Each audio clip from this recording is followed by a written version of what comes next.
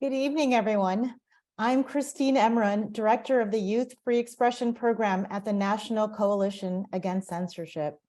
I would like to warmly welcome you to tonight's special event that NCAC is co-hosting with the Student Press Law Center, titled Fighting for Press Freedom: How to Be an Advocate for Student Journalism. To commemorate Student Free Press Day this week, tonight, we are pleased to have NCAC's Executive Director, Chris Finan, high school journalist from SPLC's New Voices program, and NCAC Student Advocates for Speech project as keynote, Rachel Oswald, a foreign policy reporter for CQ Roll Call. So it is with great pleasure that I introduce Chris Finan, who will open this webinar with a few words about censorship and the importance of defending student-free press. Thanks, Christine. I want to begin by thanking our partners, the Student Press Law Center, who are members of the National Coalition Against Censorship. We are a coalition of 59 national nonprofits that are active in defending free speech. And so we're in a really good position to note the very important role that kids, high school kids, are playing in the fight for free speech. And that's what we're here tonight to hear them talk about. The involvement of kids in free speech, high school kids, goes way back. Goes back to anti-war protests during Vietnam, goes back to the civil rights movement, and there may even be earlier episodes. But it's clearly something that has grown over time and that we see really manifesting itself strongly today, when we're in the middle of what is really an unprecedented wave of attacks on schools and libraries, and efforts to ban books about race and sexuality in those places. And kids have really been very active in making their support for those books known. We know that there have been students coming before the school boards to argue against the bans. Clubs have been formed so that kids can read books outside. There even have been walkouts over book banning. So there's nothing new about it, and in fact, this current activity is predated by the fight that students have been making, student journalists have been making, in order to be able to do the reporting, the important reporting that school journalists do. I was actually a school journalist 50 years ago. Yeah, I'm pretty old. And it was pretty different at that time. The most controversial thing that we covered the 2 years that I was in working for the paper there was the controversy over who would play the lead in the school musical. I got right on that story and started a blazing career in journalism. But student journalists today, they're far more political. They're far more focused on the issues that concern their parents and other people. Problems in issues in schools, problems with governance. In some cases, they've even uncovered book banning episodes. But and they've talked about issues that some parents don't want them to talk about, and that the Supreme Court has given schools wide latitude to censor. So one of the most important fights that student journalists have been making is for their own right to report. And that's what Student Press Freedom Day is all about. There has been tremendous progress since 2015, when the first states adopted laws to protect those rights that are unprotected by the federal government. And there are up to 16 states now that have passed such legislation. So we owe a lot to student journalists. We owe a lot to kids who are actively fighting for free speech. And I'm here to introduce you to 4 of them now. We have two students who we work with in our Student Advocates for Speech program, which is something that we just launched this year, and which is in a trial phase that we're confident we're going to go forward with. 11 kids have created clubs, free speech clubs in 11 schools around the country. And Katie Wallace and Lepley are our 2 representatives here tonight. And SPLC has put us in touch with 2 more students, Shreya and Ben Shapiro. And I'm going to step aside now and let them introduce themselves and tell you their stories. So I'm Ben Shapiro. I am a junior at Conestoga High School. Shreya is also on this call. Shreya and I actually go to the same school, so you'll hear some things overlap between when we introduce herself. But I can dive right into my story. So I'm a junior at Conestoga High School, which is just outside of Philadelphia in Pennsylvania. I am the news editor for my high school's newspaper, The Spoke. As a freshman, I was a staff reporter. Last year, I was the copy editor, and this year I'm the news editor, meaning that I oversee a team of about 15 to 20 reporters and help them edit and create their own stories while also simultaneously writing my own articles. I'm also very involved in my school's broadcast journalism program, which we call Good Morning Conestoga. And for that program, I am an anchor on the show. So every morning during our homeroom block, we go on air, we broadcast to our about 2,500 student population and start off the day with just general information that they need to know.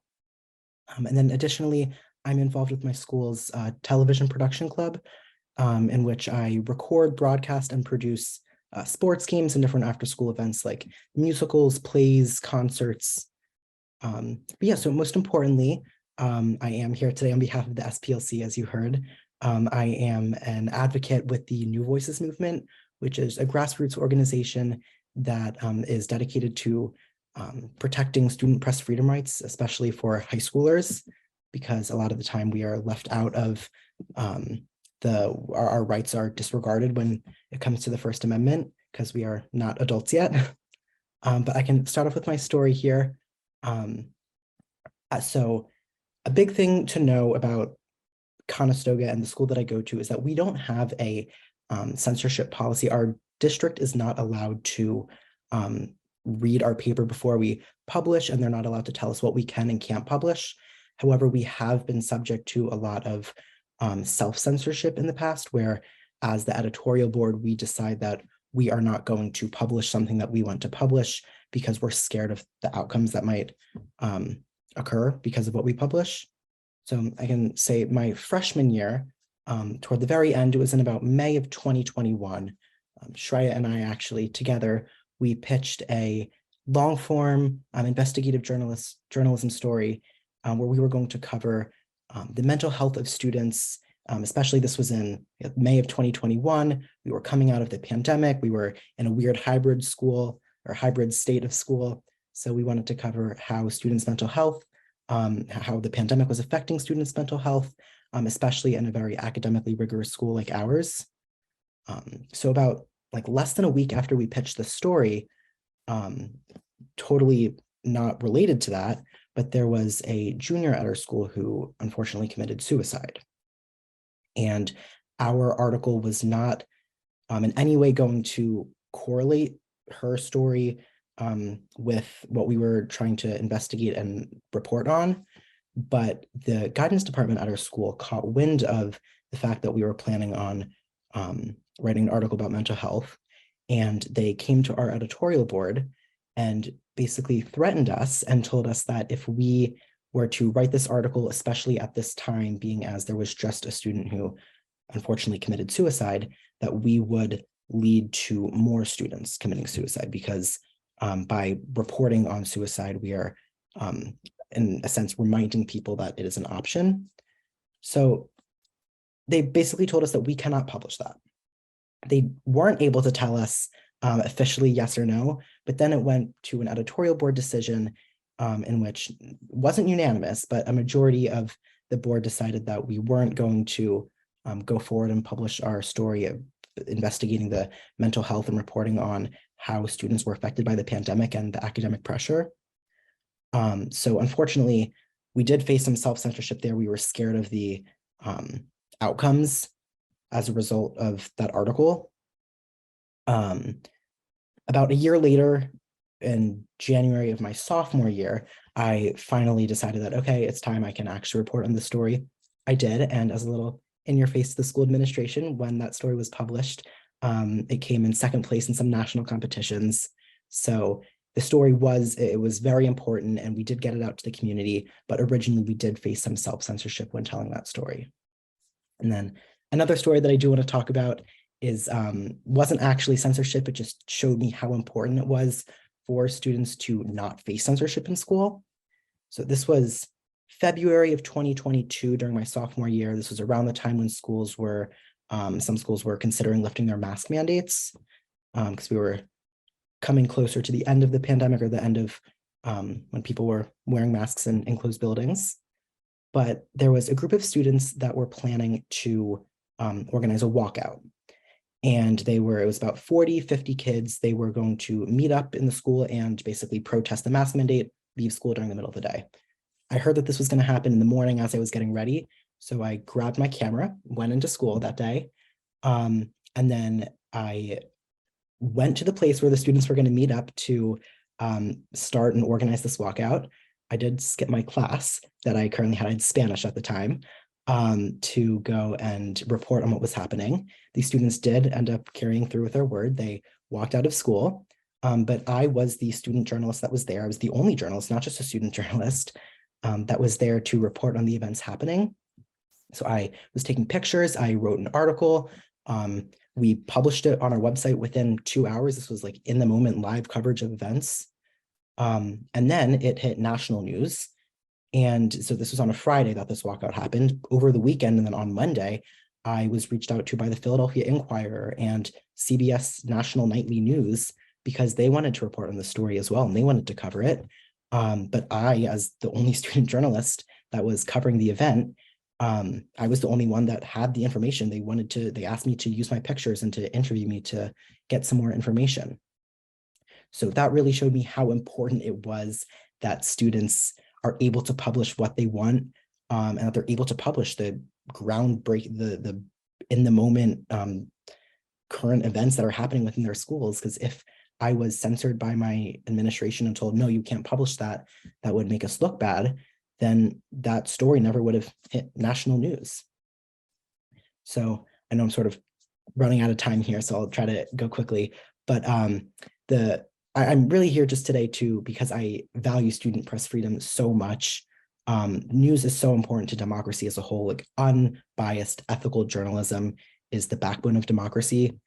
And students at their high schools, they have an in. You're the only student journalists are the only people who are able to report on an event that happens at 1:30 on a random Tuesday in their school.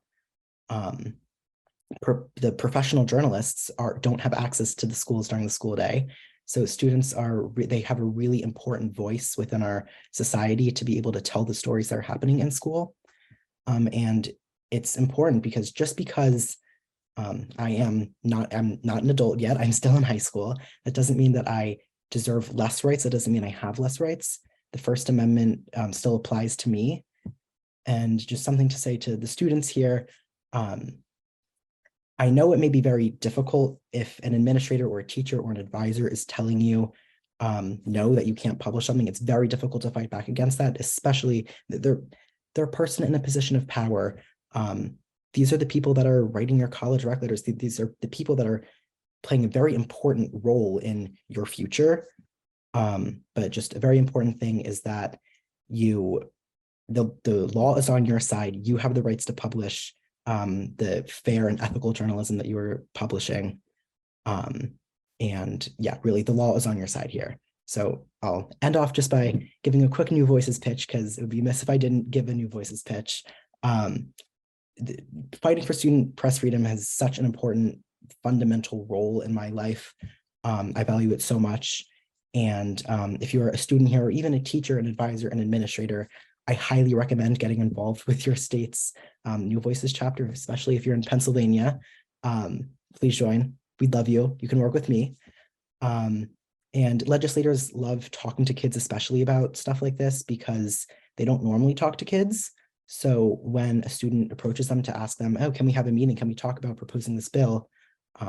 They are very interested. So Shreya will tell you more about some of the more recent struggles our newspaper has faced, but that was pretty much all for me. So happy Student Press Freedom Day, and I'll turn it over to whoever's up next. I'm Shreya Vaidhya. Like Ben said, we go to the same school. I'm a junior at Conestoga High School in the suburbs of Philly, and I'm on the editorial board of my school newspaper, The Spoke. I am currently the webmaster, or the opinion editor, and last year I was a webmaster, but I guess you could say I've been a student journalist since 5th grade, since I got my start in journalism at the Bulldog Press at my middle school.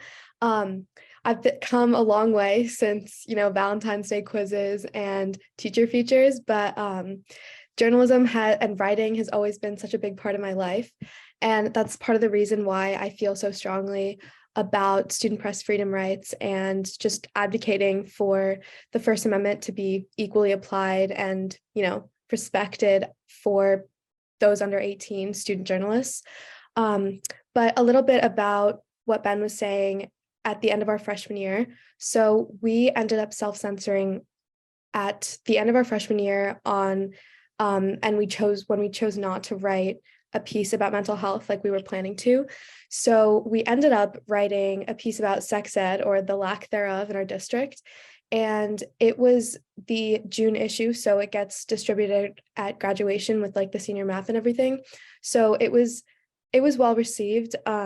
But that kind of showed me how, fighting for something, sometimes it doesn't work out. And still, like, even with all the things that we've achieved at the Spoke, and like the, things that we've fought for, and the fact that we don't have prior review or restraint, we can still self-censor, and that's still a thing that happens. So that was kind of my first exposure to that. But soon after that, Ben and I got involved in New Voices in the summer of our freshman year at the Leadership Institute. And over the summer, that's when we met the lovely Hillary at SPLC. And I will talk a little bit about our bill in a second, but basically getting involved with New Voices kind of just got me even more fired up about the cause and wanting to make a difference with our legislation and kind of, I guess, secure those rights for student journalists. So we were continuously working throughout our sophomore year with New Voices PA and the lovely people at SPLC. But at the end of our sophomore year, our former advisor, Mrs. Hyatt, was relieved of her duties as our journalism advisor. And that was kind of when it hit us that, getting this law passed, getting it into law is so important. And it's still affecting so many schools like every day across PA. And it's so important that these student journalists know their rights, and the fact that they're not completely protected now is a big issue, and it needs to be addressed. So after Mrs. Hyatt got relieved of her duties, we had a relatively easy transition into our new advisor. So yeah, it's been a pretty smooth transition, but unfortunately we do still face some minor self-censorship issues from time to time. There was an unsigned at the beginning of this school year that ended up getting pushed back to a new issue because of pushback from the advisors, and it ended up not running at all. And I guess we kind of transformed it to show up in a different part of the paper, but with a lot less opinion and just more reporting, which is kind of against what the editorial board originally wanted.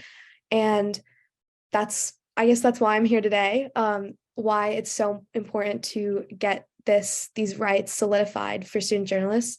So like Christopher mentioned at the beginning, 15 states and DC have already passed the New Voices legislation, and student press freedom in general is such an important cause, and it's the foundation of journalism and media and unbiased reporting today. So we currently, as a little update, we currently have verbal commitment from both the PA House and Senate for sponsors. So personally, I'm really excited to see how the legislative calendar goes for us this year. But yeah, that's basically all I have. I mean, working at the Spoke and being able to get involved with New Voices and work with the SPLC and everything has been an absolute dream. So, I mean, like Ben said, if you want to get involved with New Voices, please reach out to me or Ben or Hillary. We'd absolutely love to have you, especially if you're in Pennsylvania. But yeah, that's basically all I have. So I can pass it on to the next person. Hello, my name is Katie Wallace, and I am a junior at Parkway West High School in St. Louis, Missouri. I was features editor for my school newspaper, and I've been on my school newspaper since freshman year. So throughout my 3 years in high school, I've become increasingly invested in our school newspaper and eventually journalism in a broader sense. I'm always eager to stay current on not just worldwide current events, but more complex issues and conflicts in our increasingly divisive society. To get straight to the point, I'm not one for small talk, nor am I one to want to cover the small topics journalistically. Unfortunately, I've met a lot of barriers with this, and it's served as a big problem for me.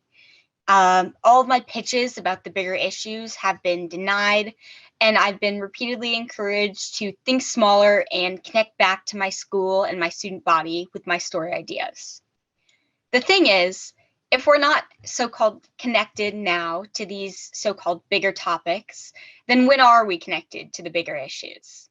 Is a newspaper going to be a package deal handed to us with our high school diplomas, or are we allowed to be connected now?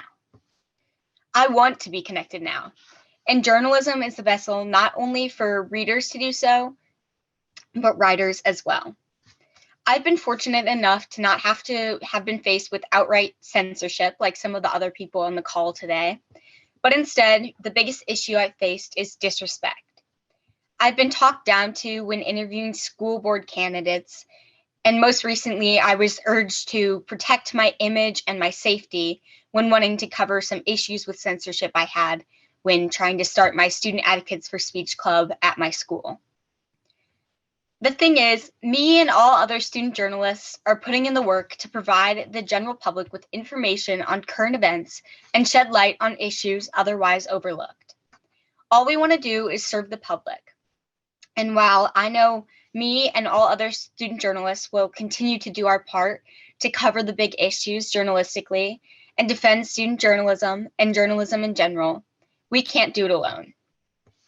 We need people to donate to different charities, go to school board meetings to defend student journalists if issues of censorship arise, and provide us with feedback or words of support when we do get to cover those bigger topics. Teen journalists are journalists, and journalists are a vital part of society. Please do your part to treat us as such. And I'm going to pass it on to the next person. My name is Riley, and I'm a sophomore at my school. And we have a small little student paper, and I've contributed to it. And the problem really is with our paper that we don't have the reach that we would like in our student body. We don't have the student interest or the resources to have stories that we think are important to get the reach that we want. There is a lack of promotion, and it doesn't get really the attention it deserves. It's something I recognized immediately when I came into my freshman year. It was almost a culture shock to me that there wasn't a student paper initially. The middle school printed a paper once a month, and passing them out was like an event, basically. It wasn't until a few months later into my freshman year, I realized that one of my 9th grade English teachers was trying to begin a student paper. I hadn't heard about it, of a past newspaper even. I didn't know one had ever existed. However, the pandemic really took a toll on it and basically eradicated the paper and anyone who was reading it or editing or writing. Luckily, this teacher really had a passion for it and tried to bring a once thriving paper back. And it was really difficult. It's a virtual paper, it's a Google site, and there's a really small group of writers and editors. It goes through a small approval through administrative veto or approval. And changes are made, and students are asked to make small changes if they want their work published. They tend to be super small asks, so it's definitely still not a student-run and student-published paper. The presence of administration approval is still there. So our main goal really is to reach a student body.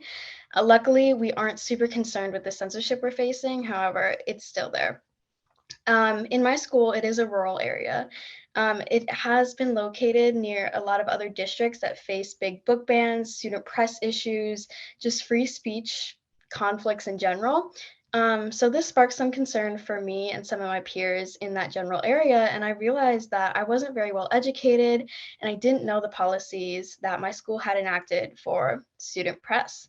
So I really wanted to get into the mindset of these administrators and what was going on, what were the rules, restrictions. So I was inspired to start a student advocates club for free speech through the National Coalition Against Censorship. And it's really been a great opportunity. We are able to work alongside our school paper to really promote it, to get it on its legs, and work alongside librarians. Our initiative is to promote our student paper and cultivate a source of current events within our school and a reliable place to find student body and have their opinion heard. And I'm just so grateful to have a group of peers that truly support student press freedom, because it's just so important to be able to criticize systems or just complain about AP or review sports games or musicals. That transparency really contributes to a bigger picture.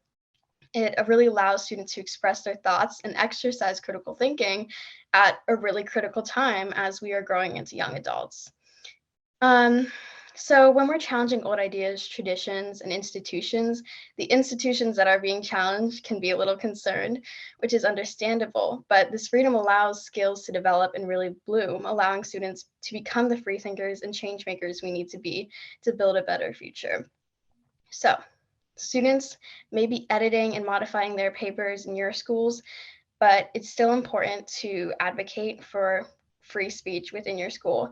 And there's a few ways you can do this. One way you need to start is to educate yourself. You want to make sure you are well spoken if you're emailing or meeting with your school administratives. It's been really helpful to know what my goals are and know I have facts to back me up if I'm speaking to administration or a principal. And it's also been really helpful to find an advisor, find someone. Maybe it's your student paper advisor, it's your English teacher, your speech and debate counselor, someone who cares about press freedom and can educate you and has connections with other staff to move along that process. So also, if you're trying to advocate, make sure you're using your resources like the Student Press Law Center, or if you're posting on social media, do it thoughtfully. Instagram has been a really good tool for my school and the club. Attend board meetings, let them hear your perspective. It offers only a story that you can tell and one that needs to be heard in the effort for student press freedom. And above all else, move forward in your advocacy with empathy and understanding for all parties involved. Thank you. So inspired by these high school students, and we want to warmly thank them for their efforts to overcome censorship, to publish current events, and also to defend student-free press. So for the next part of the seminar, I would like to introduce Rachel Oswald. Rachel is CQ Roll Call's foreign policy reporter. She covers the intersection of Congress and foreign affairs. Prior to that, she worked at the National Journal Group's Global Security Newswire, covering nuclear weapons and terrorism. Rachel began her journalism career as a local government reporter at a small newspaper outside of Atlanta, Georgia, and attended George Washington University, where she majored in Middle Eastern studies and minored in journalism.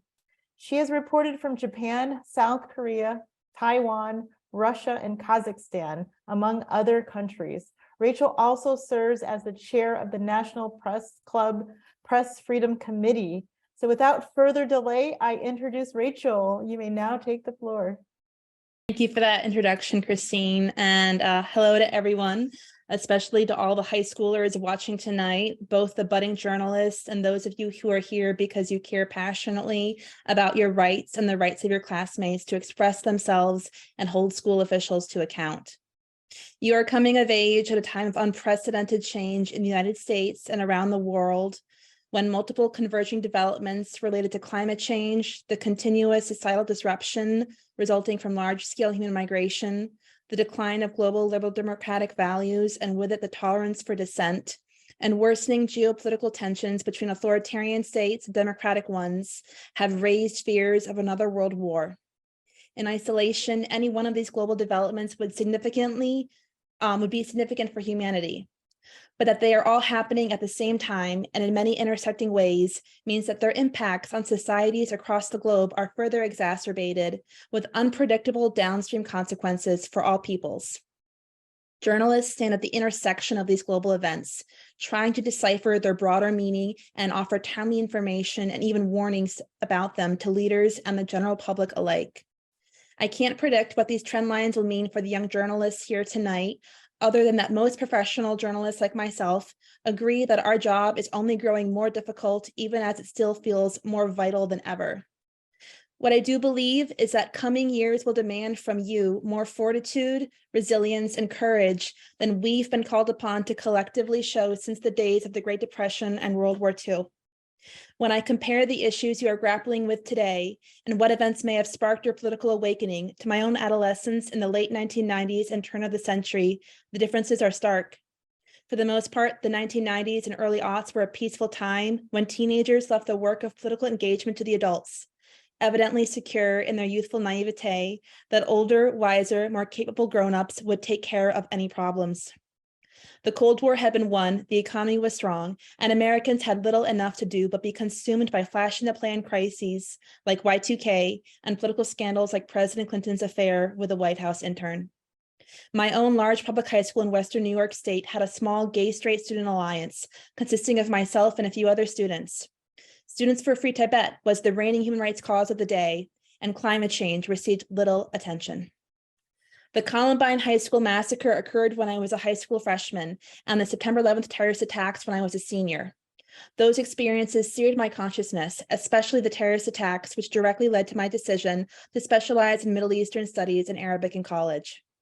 And even still, when I think what your generation has gone through, too many mass school shootings to easily name, even as they become more and more frequent, the COVID-19 pandemic, which brought so much tragedy, death, and family stress, in addition to disrupting your education and critical life milestones, extreme weather events in the forms of raging fires, years-long droughts, hurricanes, floodings, and freak snowstorms, and all of this against a backdrop of the most intense political violence seen since the Civil War days. It's a wonder you all haven't developed a defeatist mindset and turned to nihilism. In fact, quite the opposite seems to have happened. The desire to assert your freedom of speech and press rights that brought you all here this evening to take part in this discussion is simply inspiring. As I'm sure many of you know, students at public high schools do not enjoy the same press freedom protections as professional journalists. The 1988 Supreme Court decision Hazelwood versus Kuhlmeier found the First Amendment rights of student journalists are not violated when school officials block the publication of certain articles in their school newspaper. At the time, the court reasoned that school-sponsored student media outlets do not exist as a public forum, but rather a limited forum for journalism students to complete writing assignments as part of class. They found that public schools that sponsor the publication of such newspapers can censor articles where they determine a, quote, legitimate pedagogical concern, end quote, is at stake. We saw a fresh example of this legal power at work last summer with the shutdown of the Viking Saga newspaper at Nebraska High School by its superintendent after students published a series of articles and op-eds for Pride Month on LGBTQ issues. Before the paper was shut down, some students working on it were admonished for writing with their preferred names and pronouns.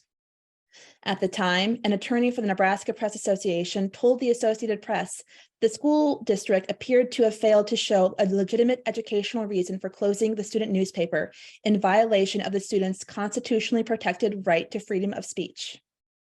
So where does this legal landscape leave high school journalists today? Even if your press freedom can be suppressed while in high school and writing for your public school paper, you still have broader freedom of speech rights that are harder for school officials to suppress. Hazelwood does not apply to independent student speech that takes place entirely off school grounds. You can also attend education board meetings and make your case publicly with school officials and with the broader community that elects Board of Education members. If public speaking is too intimidating, you can make an informed decision to talk to media outlets if you feel your press freedom rights are being arbitrarily suppressed by school officials. Local news outlets are particularly likely to be interested in covering your story if it involves strong student reporting that reveals shortcomings in how the schools are being run or actions that are harmful to students. Question always, what is the pedagogical, aka education-related concern that school officials are citing in justifying the harsh response of censorship? Call out and name censorship when it takes place. You can and should alert your peers, parents, teachers, and community members to the grave stakes involved when taxpayer-funded schools in our democratic society are opting for the draconian response of censorship. While our courts have found a right for censorship in public schools, they have also said it should be for a very good reason and not because of a school official's own biased views. Make sure the burden is rightly on school administrators to convince the public what that good reason is.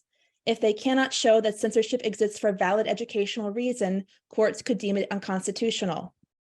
Here, the Supreme Court has found that poorly researched, biased, or vulgar student articles could be censored, as could material on sensitive subjects such as sexual activity in a high school setting and speech that appears to advocate for drug and alcohol use.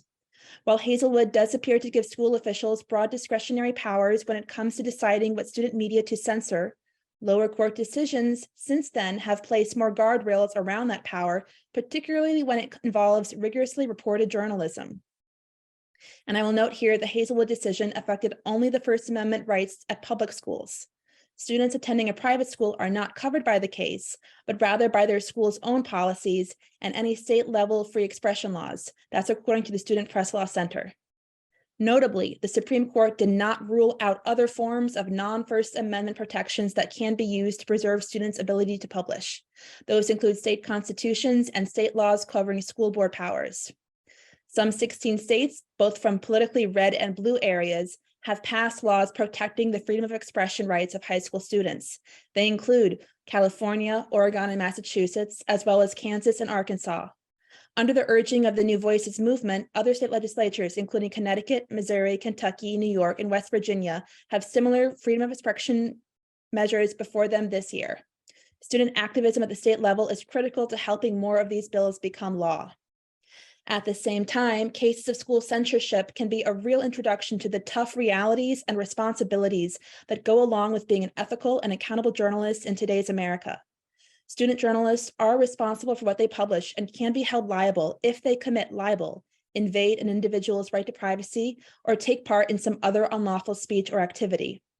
Rely on strong sourcing for your stories and ethical reporting practices that take into account the concerns of the sources you are interviewing, any victims, and the broader cultural context of the school and community in which you are reporting. Know your rights, but also do all you can to learn to be a responsible and ethical journalist now. Resources like those provided online by the Student Press Law Center, which was immensely helpful in my own research for this speech, are an excellent way to get educated. While you are all still young, the reality is that because of the profound and worsening strains on our country's media industry, student journalists are increasingly stepping into the void to fulfill community coverage responsibilities previously handled by professionals. As a result of large-scale newspaper layoffs, reduced print schedules, and much less hard-hitting coverage of local communities, news deserts are springing up and spreading across the country. Without meaningful and reliable news coverage of local communities, we know that corruption and wrongdoing in governments is more likely to fester, that threats to public health and safety are at greater risk of going unrecognized and unaddressed, and that advocates' efforts to remedy systemic inequality and injustice will have a harder time being successful. According to a 2022 report by Northwestern University, an average of 2 newspapers shuts down a week in this country. Since 2005, the United States has seen over 25% of its 2,000 or 2,500 of its newspapers close and is on track to lose 1/3 of its newspapers by 2025. In an effort to mitigate the loss of professional full-time journalists in local communities, some U.S. colleges have been trying to bridge the gap. One major example of this development is UC Berkeley Journalism School, which this spring is slated to launch a fellowship program paid for by a $25 million California taxpayer grant that will place students and recent graduates in news outlets covering underserved communities around the state. Meanwhile, A survey last year by the Pew Research Center of State Capitol reporters across the country found that 11% were student journalists, often working as interns for media outlets or for their own university-run news service. Incredibly, in Nebraska, nearly 60% of all state legislature reporters were student journalists. This demanding environment for student journalists shows no signs of changing in the foreseeable future. Therefore, it's all the more important for professional journalists and their advocates to pay more attention to the needs of our next generation of reporters, editors, videographers, and photojournalists. The days when our communities will be relying on them to report to work are not far off. In many respects, they are already here. Thank you, and I look forward to an engaging question and answer session. Thank you so much, Rachel. We are so impressed by your powerful reflections as an esteemed journalist, and we'd like to use this time to open up the Q&A and invite the other panelists to turn on their cameras. During the session, the students will ask Rachel a few questions before I open up to the public. I would encourage the audience in the meantime to post any questions you have in the chat, and we'll try to get to as many of them as possible. So now let's begin with Ben. Go ahead and ask your first question. My question is, I'm very interested in journalism, pursuing it at the college level and then beyond. What advice do you have for high schoolers who want to pursue journalism in college? I guess, do you recommend like majoring in journalism, minoring in journalism, pursuing it with a different concentration, a different major, a different minor? Just like, what's your advice for the college level of journalism? So my advice is probably the minority advice, and I would definitely get second and third and fourth opinions. Because it is so expensive to become a journalist, and oftentimes, some people even go to graduate school for journalism. I urge a lot of self-awareness about if this is really the career for you, because this can really saddle you with a lot of debt load if you get into it and realize this isn't the career for me, it's too stressful, it's not fulfilling, and it's just way too financially unstable. Layoffs are always around the corner and I don't want it. It's really difficult to make that realization after you've already invested tens of thousands, if not hundreds of dollars in that. I don't think that's you though, Ben. So I would say, for me, I knew at a young age, I wanted to be a foreign affairs correspondent, but I was still open to studying journalism. But it was my freshman year in college, when I hadn't declared a major, that I sought out a journalism professor who was a former foreign correspondent herself. And I said, I'm really interested in the Middle East and I want to be a Middle East correspondent. How do I go about doing this? And she said, minor in journalism and focus on your region.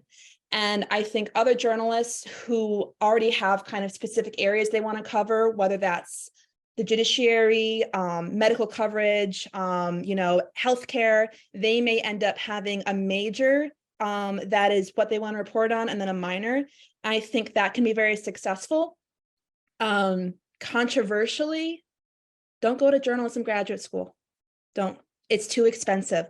I know that some people think you need to in order to get your foot in the door, and many of my colleagues have done that route and have been successful.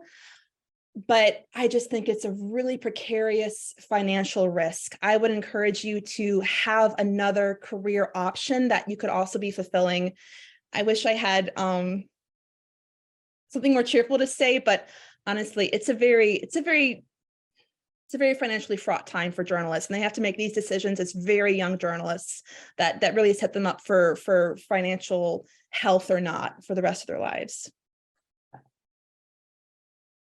Thank you so much. Shreya.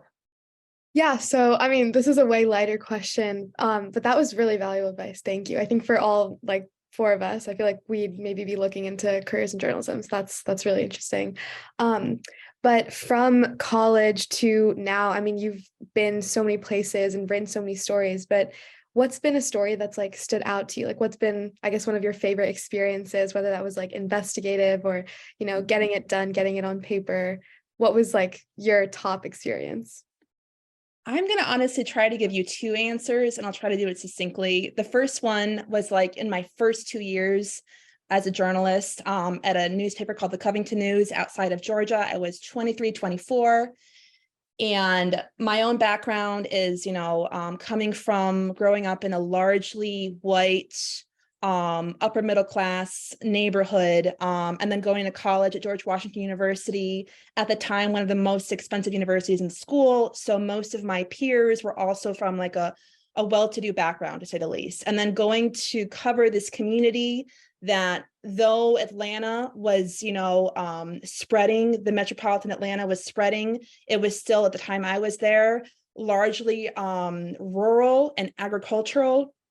It was definitely a culture change and a necessary one for me. I encountered visceral, explicit racism toward Black Americans in a way I hadn't experienced as a high schooler or a college student. And a lot of that I came when I began reporting on cold lynching cases. Most of them, one of them that took place just after World War II, it had never been solved. It was considered one of the most largest scale unsolved lynching cases in America's history. And I didn't like crack any leads on it, nothing like that, but I covered activists' urge to keep this matter before policymakers and to demand justice for the 4 murdered Americans right after World War II when their deaths took place. And the pushback I got from the local white community was, it wasn't like threats or anything, not personal threats, but it was harassment. And it was really impactful for me. Like, it just made me want to do more of that. And that came at like a young age, at a time when I was kind of awakening to the realities of systemic injustice and racism in America. And it continued to really have a strong impact on me as a journalist. So that was the first story. And then the second story, actually, I got to do last year when I was able to secure a fellowship that allowed me to travel to Okinawa, a region of Japan. And I was reporting about how fears of a possible conflict, war over Taiwan that would involve Japan, the United States, and China would, just because of the location of Okinawa, draw on the islands. And if you guys remember your World War II history, I bet you're learning it, or you just learned it. The deadliest war of the Pacific was in Okinawa, and 100,000 people, Japanese, died. Many, many atrocities took place, many of them at the hands of the Japanese imperial military. And because of the way World War II ended, the terms of the US peace treaty with Japan, Okinawa was the only one of Imperial Japan's former colonies that never got back its independence. Like the Korean Peninsula got independence, parts of China got independence, Taiwan, the Philippines, they were all set free, but because the US wanted to keep Okinawa for its geopolitical positioning for bases, they were an independent nation before they were colonized by Japan, but they never got their freedom. And because of a lot of things specific to the culture and history of Japan, they continue to experience systemic discrimination in their development today. So they have lower development rates compared to the rest of Japan. And this has understandably fed a strong sense of grievance by the Okinawans, which has become, understandably, a vehement dislike of the American military presence on the islands. They are strongly pacifist. This is all very understandable, but when they continue to believe that China is not a threat, but Japan is the threat, this creates an interesting conundrum for policymakers, particularly when what is happening is we are building up our presence on Okinawa. And what the concerns of the Okinawan people are, and whether Japan and the United States are willing to listen to their, very understandable concerns. I just think this was a really interesting story that could easily not be covered because it's inconvenient and it's not, directly related to planes and jets. And it's old historical issues that many people want to throw under the rug. But I found as a journalist, you can't do that. Like when a society's sense of injustice is so acute and unaddressed, it will come up. It will come up. Policymakers can't avoid it. So I found the reporting and writing of that just deeply fascinating, and I want to go back and do more. So on a lighter note, how do you maintain the quality of your stories while also like meeting your deadlines and keeping everything timely? I think you should ask somebody else. I mean, I don't know. I am a serial procrastinator. I was a procrastinator in high school. I don't recommend this technique. I only work well under deadline. I wish I had a better reason, but also I know a lot of my colleagues are the same. We're just functions of deadlines. I wish it were different. I wish it were better. I wish it were neater. I would say I try to have consistent check-ins with my editors. Having editors that will continue to bug me and needle me lovingly holds me account. I find that my motivation to be accountable to others is a lot stronger than my motivation to be accountable to my own self-imposed deadlines. So figure out whatever motivates you and just do that, because it will be very individualized based on your personality. Great answer, Riley. Hi, thank you so much for answering these questions so thoughtfully. It's really interesting. So I'm wondering, in your experience, how does foreign policy journalism promote stability, and how can student journalists do the same in their environment?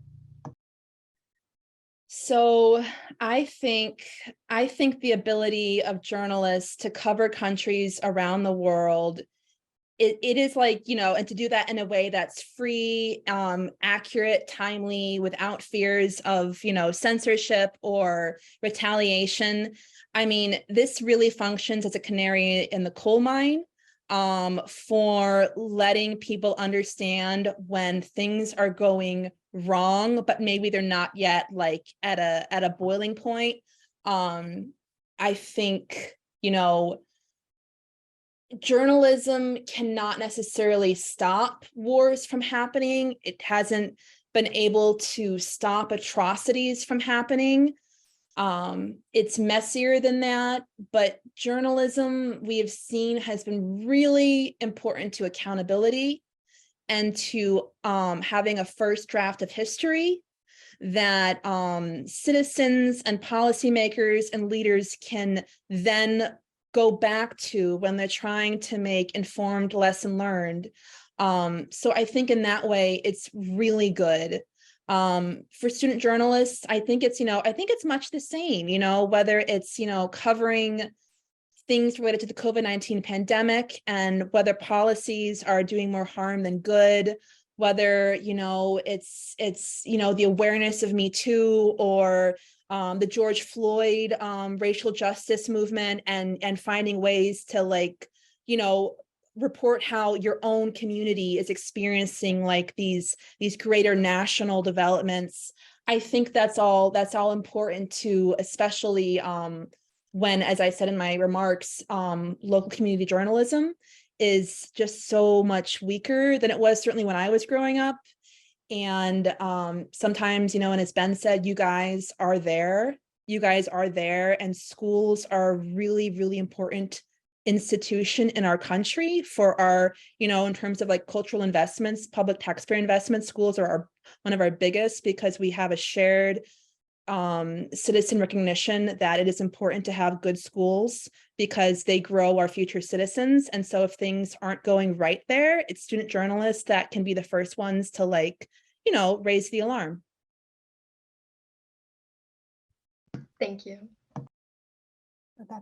Those are great answers. I'm really enjoying listening to this conversation. And I think we have time to have another round of questions from our students. So we're going to go around again. Ben, would you like to ask your second question? Yeah, I guess my question is, I know you've reported from so many different countries. What has it been like, mainly just reporting from countries with such vastly different freedom of the press laws? I know you've reported from Russia, which obviously is going to have very different laws than the United States. How do you tackle that? How do you handle all those different freedom of the press laws? Well, good question. When I went to Russia, it was in 2015. So for context, Russia had invaded and seized the Crimean Peninsula and had just intervened militarily in the Syrian civil war, but we still by and large had fairly comprehensive bilateral relations with them. I because of my background in press freedom advocacy as kind of like my volunteer thing, I was very deliberate in like how I went about getting a visa for the country. I researched like what visa I should get, and I used my networks with other journalists who worked in Russia to get advice on like what kind of a visa it should be and what I could expect with it.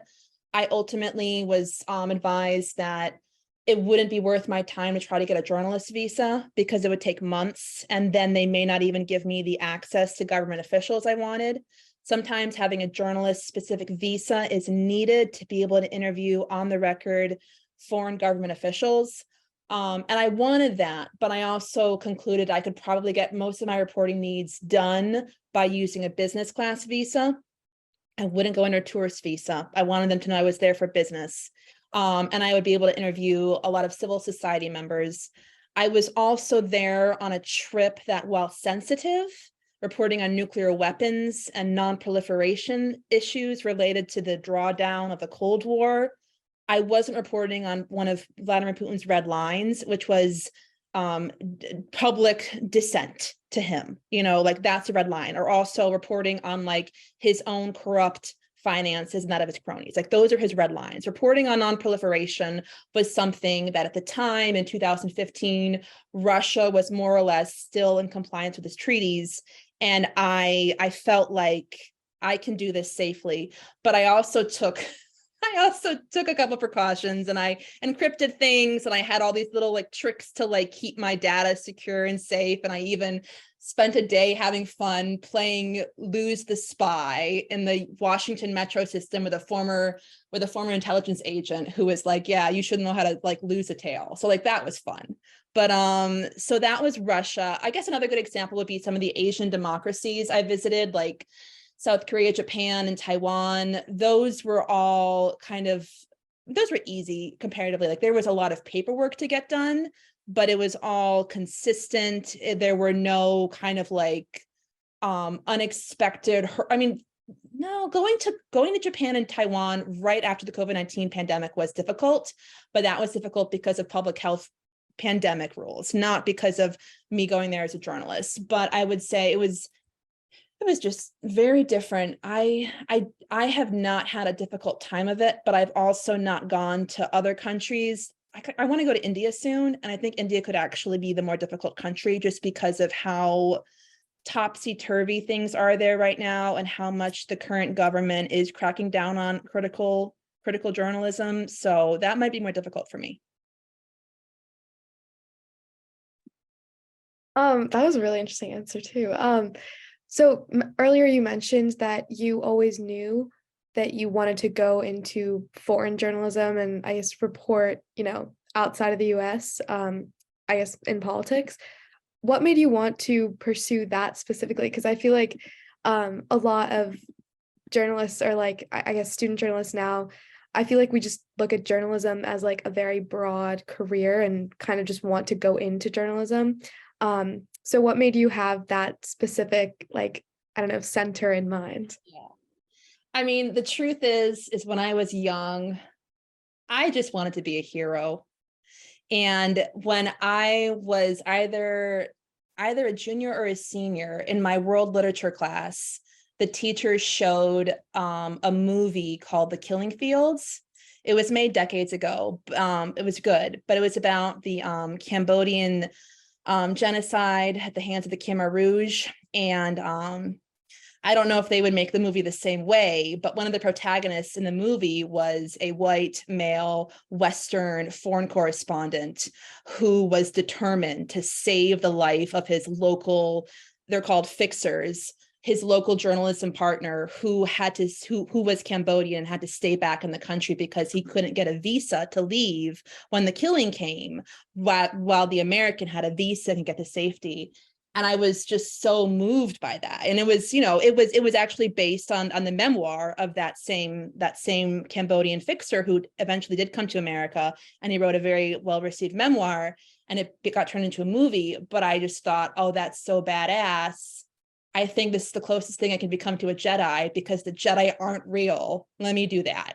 So like, that was like, honestly, what led me as a 17-year-old into it. And like, since then, it's been much more maturing, and I've become a lot more realistic and pragmatic about how dangerous journalism can be in war zones, the privileges that allow some journalists to go into places unscathed, but also the things that make them a big target, like not having language skills in the country they're reporting in, and like very obviously sticking out as like a foreigner and a Westerner at that. And I've become a lot more, I would say, pragmatic about which stories are stories that I can actually do a good job in reporting on, and like, which are the stories I think I should help other reporters, particularly local journalists, report on them, because they are better positioned to do a good job on it. And that's why I care and got so involved in press freedom. Katie. So how do you stay up to date and knowledgeable about current events and avoid misinformation? I read a lot. It comes down to that. I read a lot, and I spend hours and hours every week reading on top of my reporting. I comprehensively look at the newspapers I subscribe to, which are, the New York Times, the Washington Post, some geopolitical intelligence firms that I have access to because of my company. I read their daily analysis about trends developing. I read, 5 or 6 national security newsletters, and then 1 or 2 domestic ones. It is probably too much, but it makes me feel like I'm not missing too much. And I will say it does allow me to report on stories that are breaking with like a baseline of like understanding. How do I avoid misinformation? A lot of it is just critical thinking skills about what is the source of this information. How did I come into contact with it? Who published it? Who was the original publisher? Once I know that, what is the original publisher's motivation? Misinformation can be different than disinformation. Misinformation can often be, unfactual information, false information that is spread unintentionally. And that's oftentimes just because of a lack of other people's critical thinking skills, or because they're allowing their confirmation bias to just like steer them through, and they're not ever checking their own assumptions about whether this is valid. Disinformation is a deliberate attempt to mislead people with false information. So there are definitely news outlets that are known to do, I wouldn't even call them news outlets, I call them propaganda outlets that are known to do disinformation. And at this point, particularly as a foreign affairs reporter covering China and Russia and Iran, I have a good idea who is behind what, because some of the thumbprints aren't too subtle. Domestic disinformation and misinformation is trickier. Thank you. Okay, Riley will ask the last question. So I'm interested, do you feel that degrees of speech protection ultimately decide the power of individual speech or expression? So speech protection, like in the form of laws protecting freedom of speech, I mean, laws are things that are created and passed by governments and legislatures, but the desire for freedom of speech, and more specifically freedom of the press, is like, it's irrepressible to like the human spirit, and it predates this country. It goes back centuries, millennia. Like, it is, freedom of expression is such a powerful human urge. And so, you can definitely have press and speech protection laws that protect it, but and that can be supportive of it and good, and I like that. But like even if you don't have laws protecting it, you are always going to encounter that, that insistent demand on the part of some humans to be able to say what they want. And we can look back at history about how well that's worked when people suppress, what we would consider to be, essential freedom of liberties, led to war and, other things. Thanks so much, Rachel. This has been a wonderful evening, and I'd like to thank everyone for their questions and also the insightful responses for such a thoughtful panel. We are inspired and we have learned much from your experiences. Before we close tonight's event, I would like to take the opportunity on the behalf of NCAC to thank Rachel Oswald, the students, and SPLC for their participation and reflections on the importance of student-free press. In addition, we'd like to encourage you to show your support to SPLC's New Voices program. And lastly, we are pleased to announce that NCAC is now accepting applications for the 2023-24 Student Advocates for Speech High School Club project.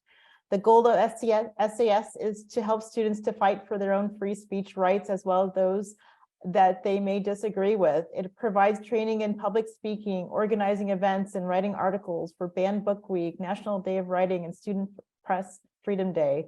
So for more information, please check the chat for a link, and the deadline to apply is May 21st, 2023. So without further ado, I'd like to wish everyone a good night and thank you so much.